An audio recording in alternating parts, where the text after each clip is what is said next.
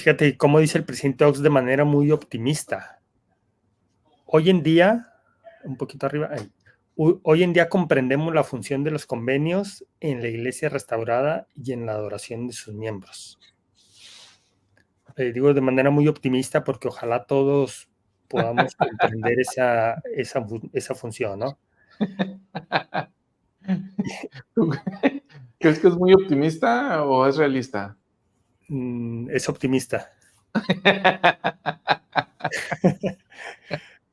Y entonces cita al presidente Gordon B. Hinckley, dice, hace un resumen del efecto de nuestro bautismo y nuestra participación semanal de la Santa Cena y la relación de estas dos, ¿no? Y aquí es lo que está marcado, dice, todo miembro de esta iglesia que haya entrado en las aguas del bautismo se ha convertido en una de las partes de un sagrado convenio. Y dice una de las partes porque la otra parte pues es nuestro Padre Celestial. Entonces, Él es una parte y nosotros somos esa otra parte que es parte de este sagrado convenio. Y me gusta el adjetivo sagrado, no es cualquier tipo de convenio, es un sagrado convenio. ¿Y qué es ese convenio? Lo que leímos hace un momento en Doctrina y Convenios 2037 y que de manera más poética está en Mosía, ¿no? En Mosía 18, creo que es 18.8. Y luego dice, cada vez que tomamos el sacramento de la Cena del Señor, renovamos ese convenio.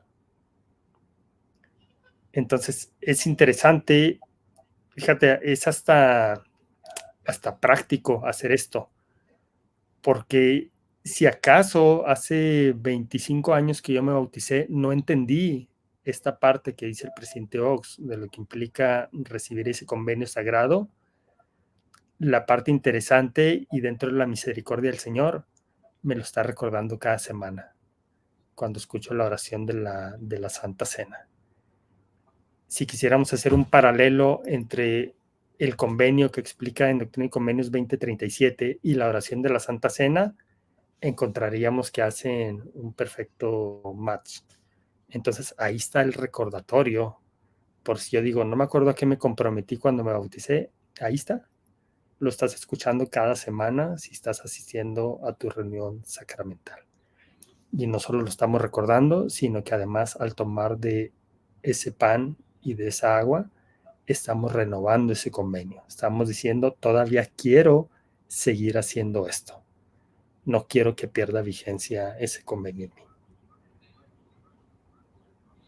Y ahí está, Víctor, claramente establecida la doctrina, ¿no? Hablamos inicialmente de ingresar a este convenio y luego tú has hecho este énfasis derivado de esta cita del presidente Gordon B. Hinckley sobre renovar ese convenio.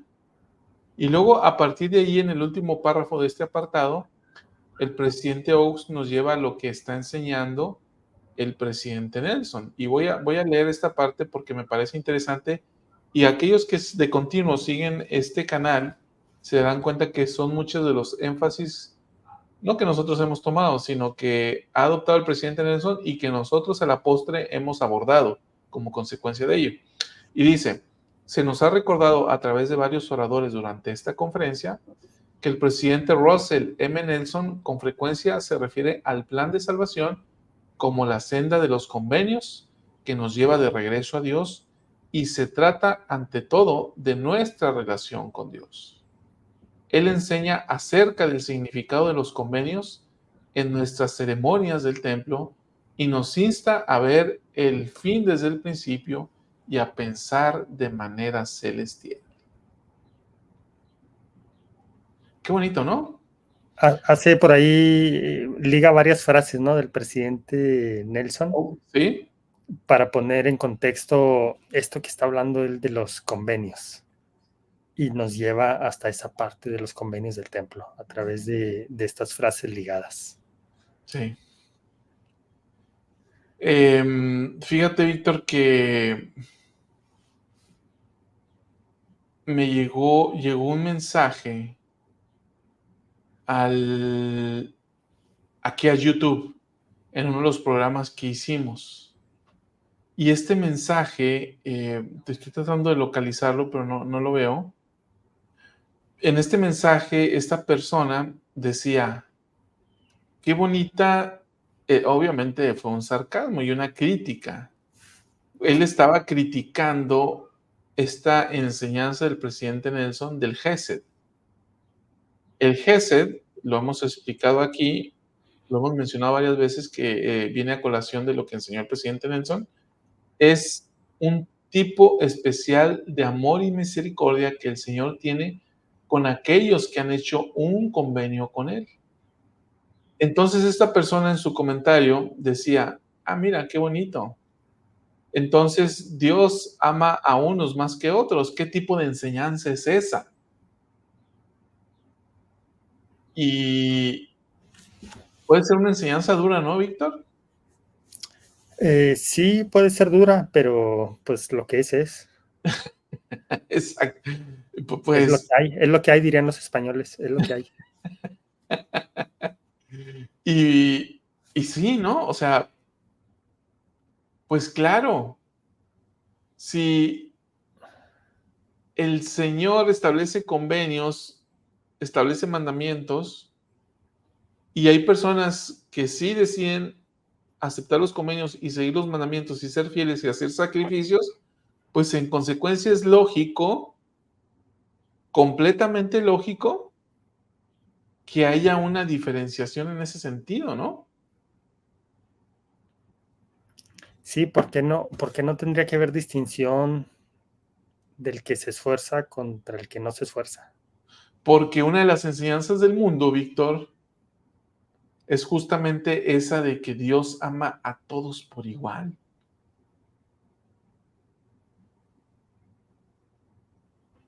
Y en ese sentido, pues entonces, si Dios nos ama a todos por igual, ¿por qué va a hacer distinciones? Y entonces aquí es donde enseñamos doctrinas, filosofías de los hombres mezcladas con las escrituras, ¿no? Porque es cierto que Dios nos ama y que nos ama a todos porque todos somos sus hijos. Pero eso no significa que no tenga un tipo especial de amor y misericordia por aquellos que han hecho un convenio con Él.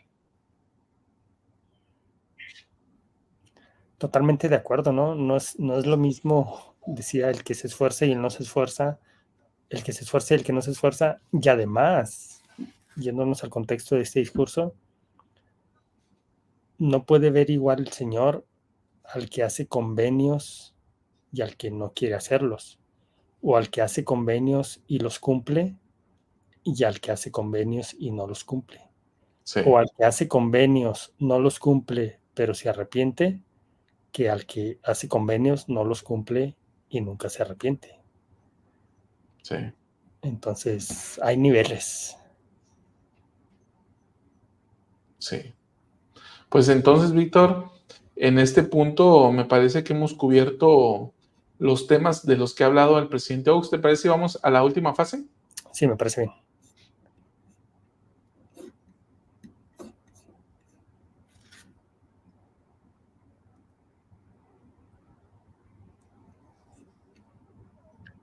Ahora hablaré más respecto a los convenios del templo. En cumplimiento de su responsabilidad de restaurar la plenitud del Evangelio de Jesucristo, el profeta José Smith pasó gran parte de sus últimos años dirigiendo la construcción de un templo en Nauvoo, Illinois. Por medio de él, el Señor reveló enseñanzas, doctrina y convenios sagrados para que sus sucesores los administraran en los templos. Allí se debían enseñar el plan de salvación de Dios a las personas que fueran investidas. Se debía invitarlas a hacer convenios sagrados. A quienes vivieran fieles a estos convenios se les prometía la vida eterna, en la cual todas las cosas son suyas, y que éstas morarán en la presencia de Dios y de su Cristo para siempre jamás. Las ceremonias de investidura en el templo de Nabú se administraron justo antes de que nuestros primeros pioneros fueran expulsados para poder comenzar su viaje histórico a las montañas del oeste. De aquellos pioneros tenemos muchos testimonios. de que el poder que recibieron al estar ligados a Cristo, por motivo de su investidura en el templo de Nabú, les dio la fortaleza para llevar a cabo su épico viaje y establecerse en el oeste. Las personas que han sido investidas en un templo son responsables de llevar puesto un garment del templo, una prenda de ropa que no se ve, porque se lleva puesta por debajo de la ropa exterior. Recuerda a los miembros investidos los convenios sagrados que han hecho y las bendiciones que se les ha prometido en el santo templo. Para lograr estos santos propósitos se nos instruye que llevemos puestos los garments del templo continuamente, siendo las únicas excepciones las que obviamente sean necesarias. Debido a que en los convenios no hay días libres, el quitarse los garments se puede entender como una renuncia de responsabilidades del convenio, así como de las bendiciones con las que se relacionan. Por el contrario, las personas que llevan puestos sus garments fielmente y guardan sus convenios del templo continuamente, afirmarán su función como discípulos del Señor Jesucristo. La Iglesia de Jesucristo de los Santos de los Últimos Días está edificando templos por todo el mundo. Su propósito es bendecir a los hijos del convenio de Dios con la adoración en el templo y con las responsabilidades y poderes sagrados, así como las bendiciones únicas de estar ligados a Cristo, los cuales reciben por convenio. La Iglesia de Jesucristo se conoce como una iglesia que hace hincapié en hacer convenios con Dios. Los convenios son inherentes a cada una de las ordenanzas de salvación y exaltación que esta iglesia restaurada administra. La ordenanza del bautismo y sus convenios relacionados son los requisitos esenciales para entrar en el reino celestial. Las ordenanzas y los convenios relacionados con el templo son los requisitos esenciales para la exaltación en el reino celestial, que es la vida eterna, el mayor de todos los dones de Dios. Este es el enfoque de la Iglesia de Jesucristo, de los santos de los últimos días. Testifico de Jesucristo, quien está a la cabeza de esta iglesia, e invoco su bendición en todo aquel que busque guardar sus sagrados convenios. En el nombre de Jesucristo. Amén.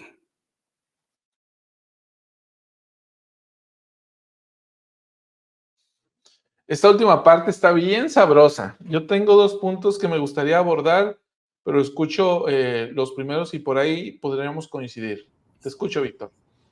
Empiezo por el principio. Me llamó la atención el ejemplo que pone del templo de Nabú. El propósito, ahí dice que José Smith recibe la revelación del propósito de los templos, aun cuando no era el primer templo, era el segundo templo de la iglesia en esta dispensación, pero habla de esas revelaciones en donde recibió este conocimiento, un conocimiento más completo de lo que se tenía que hacer en el templo. Y la parte que considero muy interesante es que muchos miembros entraron al templo de Nabú, recién construido, pero al poco tiempo ellos tuvieron que irse. Recordemos que las circunstancias los obligaron a irse y a emprender un viaje. Ya no era un viaje corto como los anteriores, o corto de algunos días. Este iba a ser un viaje realmente largo, que superaba cualquier otro esfuerzo que ellos hubieran hecho en los años previos. Pero el presidente Oaks reconoce que el hecho de que ellos hayan entrado al templo a hacer los convenios que hicieron les dio un poder adicional. Él dice, me gusta mucho como lo dice, ¿no? El estar ligados, dejan las palabras exactas, pero me parece que dice, el poder que recibieron al estar ligados a Cristo por motivo de su investidura en el templo, les dio la fortaleza para llevar a cabo su épico viaje y establecerse en el oeste. Y yo aquí encuentro al menos un paralelo en nuestras vidas. en la vida de cada uno bueno, en la vida de muchos de nosotros, pero seguramente cada quien, si se pone a reflexionar en esto, también lo va a encontrar. Uno así muy directo es que cuando un misionero va a salir a la misión, primero entra al templo y es investido. Y esto le permite, así como a este pueblo de pioneros que tenían que empezar un viaje épico, el estar ligados a Cristo les daba la fortaleza para soportar ese viaje. También un misionero, al entrar al templo y recibir esa investidura, también le da ese poder que necesita para soportar ese viaje de 18 meses o de 24 meses predicando y sirviendo. Y digo que este es solamente uno de los paralelos que puede haber, porque puede haber otros. Cada uno piense en esa época en la que fue e hizo convenios en el templo y seguramente podrá recordar que eso fue clave y fue en un momento clave y trascendental para lo que podía o para lo que vino después. Seguro que hay muchas historias de ese tipo. Entonces, esta es la primera parte, ¿no? Y aquí vemos nuevamente lo que decíamos hace un rato, sí, el Señor nos ama a todos por igual, sin embargo, los que se esfuerzan en hacer esos convenios, en este caso los del templo, resulta en un poder adicional, el estar ligados a Cristo, y esto lo hace bien interesante también, ¿no? Que el presidente Oaks habla de estar ligados a Cristo de una manera especial, cosa que no se menciona con el bautismo, por ejemplo, aun cuando también hacemos un convenio, y luego el presidente Oaks hace una distinción entre estos dos tipos de convenios, ¿no? Los que hacemos fuera del templo y los que hacemos dentro del templo.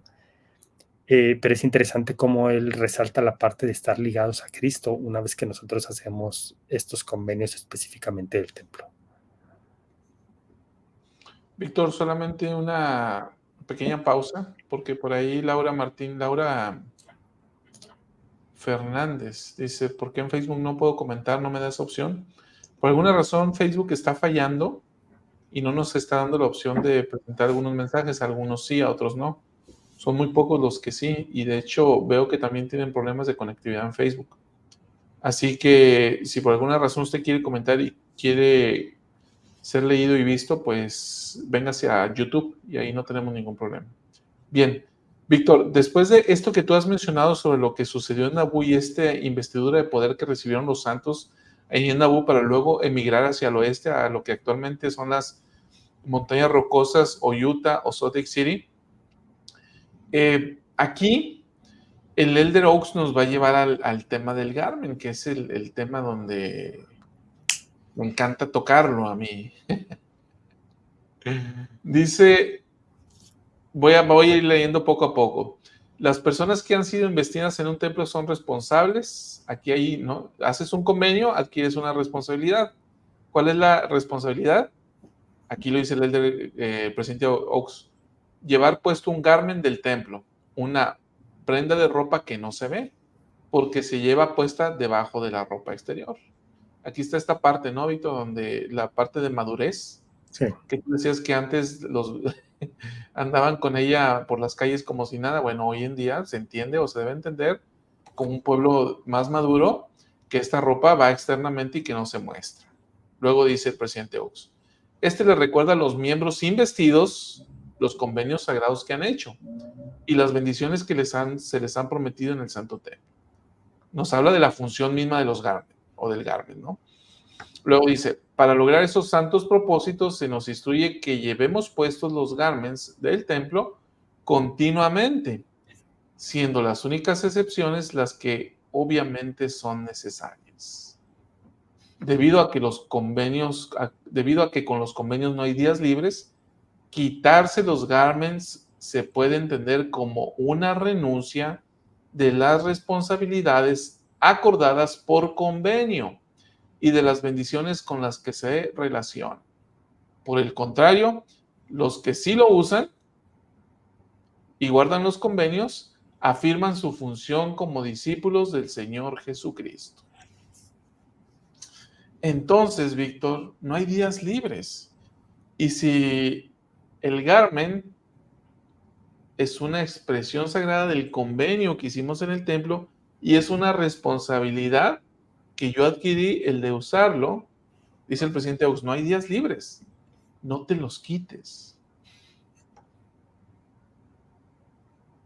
No dejes de usarlos. Y la madurez espiritual que vamos viendo, Víctor, es el de usarlo. Pero suceden también cosas contrarias. Si tengo una fiesta donde voy a usar un vestido que lleva un poco abierta la espalda, pues me lo quito, ¿verdad?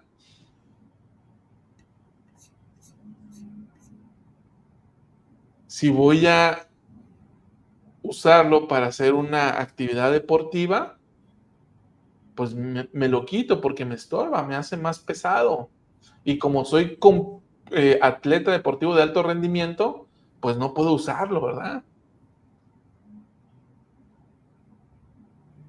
Si voy a la playa una semana de vacaciones, pues mejor ni me los llevo, ¿no? Esa sí está bien extrema. Pero real, ¿eh? ¿Sí, sí sucede? Sí, cómo no. Sí he escuchado historias de esas. Fíjate lo que dice el presidente Augusto Víctor. Quitarse los garments se puede entender como una renuncia a las responsabilidades. Está bien duro, ¿no? Es que fíjate, la relación que hace, él está relacionando el convenio, déjame lo leo para traerlo más fresco. No, están relacionando las responsabilidades que tenemos por convenio con el uso constante del garmen del templo o del garmen del santo sacerdocio. De tal manera que quien omite el uso de ese garmen del santo sacerdocio se puede entender como una renuncia Sí. de esas responsabilidades por convenio. Y está bien interesante, ¿no? Es decir, ya si lo pensamos de una manera práctica, es como, hoy renuncio a esas responsabilidades del convenio. Ya mañana las recupero. Hoy otra vez se me atraviesa una fiesta, como ese ejemplo que ponías, otra vez renuncio o se queda en suspenso. Se queda en suspenso esas responsabilidades del convenio. Lo que pasa es que quizá no nos damos cuenta que junto con esas responsabilidades también están las promesas relacionadas con esos compromisos. Tanto, y de las dos partes, ¿eh? Es decir, yo le estoy prometiendo algo al Padre y no lo estoy cumpliendo, por lo tanto, si yo no lo estoy cumpliendo, Él no está obligado a cumplirlo. Entonces, está bien interesante las consecuencias de hacer eso, ¿eh? Y yo preguntaría, Salvador, te pregunto a ti, le pregunto a todos, sin el afán de criticar, porque yo tengo una teoría, pero sin el afán de criticar por qué razón suceden este tipo de cosas, por qué razón renunciamos al uso del garmen un día específico o una semana específica que nos vamos de vacaciones. ¿Cuál es la razón por la que lo hacemos? Puede haber varias razones, ¿eh? No hay una respuesta única. Particularmente yo veo que hay una falta de comprensión y madurez en el convenio y la responsabilidad asociada.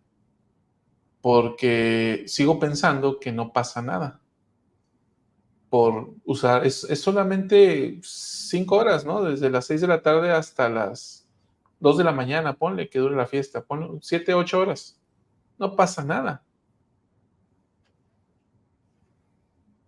Lo que yo veo ahí en este pensamiento, Víctor, es una falta de madurez y una falta de comprensión en el convenio y la responsabilidad asociada. Y una falta de amor por el Salvador y el convenio que yo hice con él. ¿Cuál es tu teoría? Está muy relacionada con eso, pero una falta de compromiso. Pero esa falta de compromiso puede o tiene que ver con eso que tú estás diciendo, con una falta de comprensión. Pero es que cuando ves a personas que aparentemente son maduras en el Evangelio o que tienen toda su vida en la iglesia, entonces tú pensarías, bueno, ¿cuál falta de comprensión puede haber aquí? ¿Ahí hay rebelión? Yo pienso que sí hay rebelión, o que si de alguna manera se están desafiando o están como dejando a la suerte, ¿no? Bueno, voy a hacerlo porque me voy a sentir más cómodo así estas siguientes horas o estos días, y de alguna manera me arriesgo, ¿no? Para mí es como tomar un riesgo. Sí. Entonces yo lo veo más como una falta de compromiso. Esa falta de compromiso, insisto, puede ser sí por una falta de comprensión, pero también puede ser porque así se me acomoda mejor y tomo el riesgo. Y al cabo el Señor me perdona. Dice el presidente Augusto que quienes los llevan puestos fielmente y guardan sus convenios, afirman su función como discípulos del Señor Jesucristo.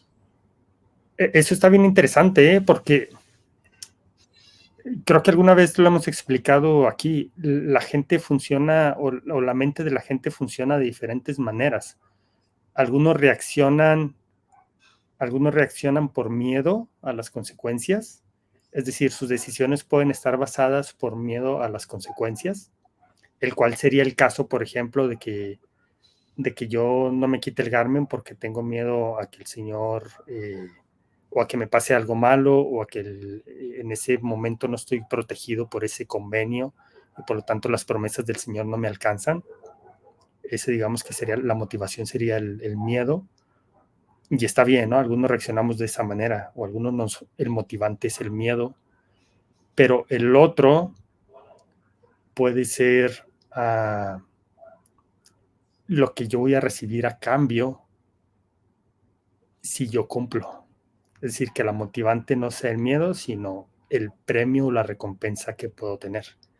Y estas últimas palabras que tú mencionaste del presidente Oaks justo hablan de eso. Dice, por el contrario, las personas que llevan puestos sus garments fielmente y guardan sus convenios del templo continuamente, afirman su función como discípulos del Señor Jesucristo. Es decir, mi motivante puede ser, yo quiero ser un verdadero discípulo de Jesucristo. Por lo tanto, me esfuerzo y no es que tenga miedo a perder algo, sino de una manera más proactiva, yo me voy a esforzar porque sé que hay promesas. De alguna manera, la motivante sería el premio a recibir. Y el Señor, Víctor, vendrá por estos, por aquellos que verdaderamente se esfuerzan por ser. Y puede llegarse a pensar que no pasa nada, Víctor. Pero lo cierto es que sí pasa. Es como la Santa Cena. No pasa nada si ando de vacaciones y no voy a tomar la Santa Cena. Siendo que es posible, ¿no? Cuando es posible. Cuando no estoy en medio de la isla del mar donde no hay nada, pues bueno. Pero cuando estoy en una ciudad donde hay capillas, no pasa nada. No pasa nada si me quedo acostado. Bueno, no, sí pasa, pero no lo percibes. Oye, Lo mismo, Salvador, ¿sí? perdón, y además, en dos discursos, en uno de esta conferencia y en otro de la pasada, no me preguntes de quién, porque no me acuerdo, pero en dos discursos se ha hablado de que una indiferencia o una apatía por parte nuestra, o algún descuido por nuestra parte, como en este caso, si lo queremos llamar un descuido, el no usar el Garmin de manera apropiada o constante, para nosotros puede ser simplemente eso y no tener un impacto mayor. Pero ¿qué pasa para la siguiente generación? Es decir, ¿qué pasa si mis hijos ven que yo no le doy la seriedad que tiene ese convenio que hice en el templo y que podía dejar de usar el Garmin o tomarme vacaciones de ese convenio cada vez que quisiera? ¿Cómo lo ven esto los hijos y cómo van a reaccionar ellos ante esto cuando ellos sean adultos? Es Ahí una me parece buena que reflexión. hay una consecuencia bastante más grande de la propia que nosotros podríamos tener. Sí que puede percibir un hijo que ve a su papá toda una semana de vacaciones sin usarlo, Sí. a ver que trae una playera encima con mangas y decirle, papá, ¿por qué? Si estamos de vacaciones, ¿no? Estamos en... Sí. Puede generar un impacto.